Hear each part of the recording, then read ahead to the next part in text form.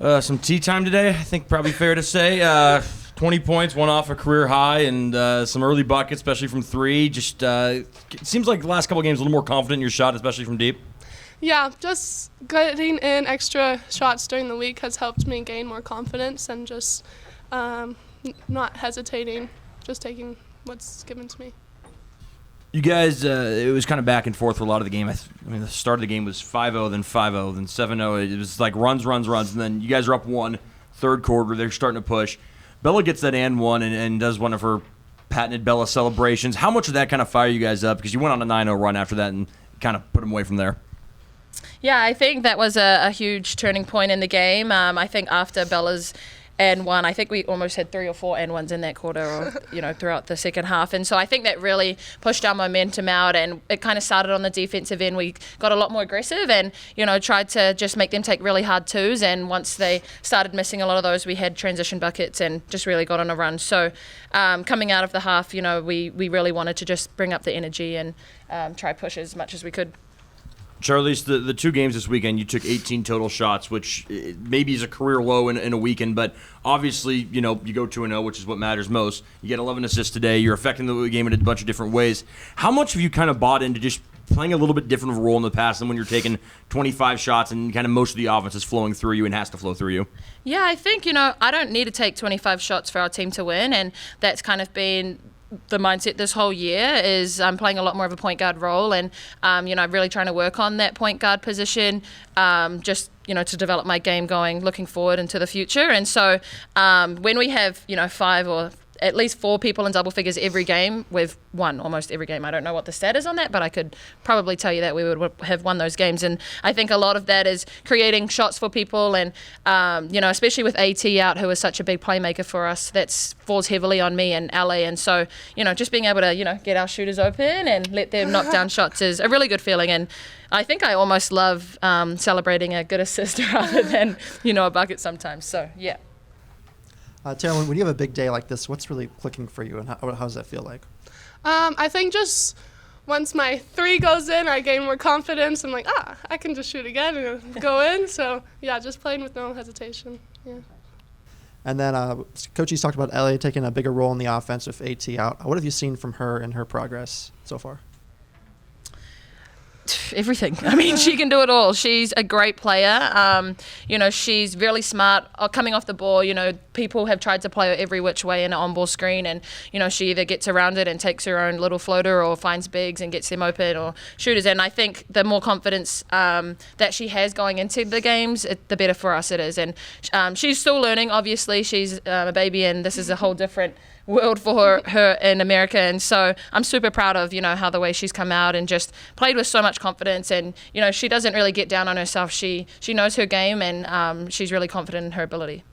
I think I saw someone in the crowd wearing a Ledger Walker jersey. I couldn't tell if that was your sisters or yours. Did you get to meet them? Yeah, that's Krista, actually. Shout out Krista. That was Crystal's jersey. She actually sent her one from her Kahu team, which is the team back home, I think last year when she left. So, yeah. So you start, 0-3 in the Pac-12, but now it's a little bit of a run with the 3 games. So what's kind of different now in the team from when you started 0-3 in the Pac-12 to now this 3-0 run? I think we're just hungry for a win. 0-3 doesn't feel good, so we went into the UW game really fired up, and obviously the rival school, we wanted to win based off what happened last time. So yeah, we were just fired up and had the mindset of we were winning these games.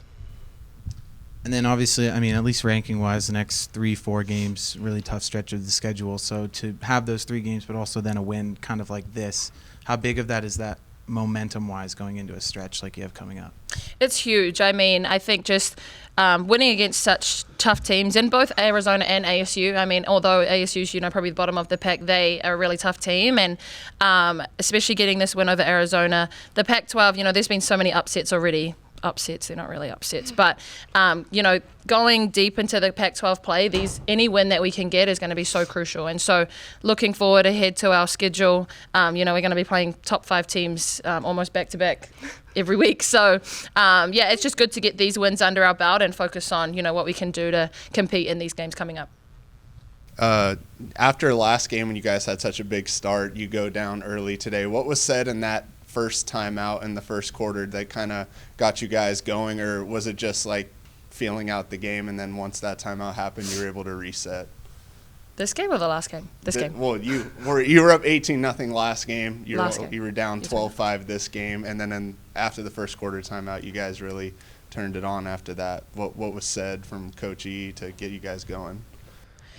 I can't remember specifically, but I think it's just, again, like an energy thing. Like, we came out, I think we got really good looks. They just didn't drop a lot of them, and they made some tough twos. And so coming out, I don't think we necessarily changed anything specifically. It was just keep getting those open looks and keep taking them. They're going to fall. And on the defensive end, keep making them take hard twos. And, they started missing a lot of hard twos, and that's kind of when the momentum shifted a little bit. And that whole first half, I think we were only up 3 going into the locker room. So just sticking to, the game plan and staying disciplined and all of that. And speaking of making them take hard twos, they hadn't lost a Pac-12 game by more than 3 points yet. You guys beat them by 21. Yep.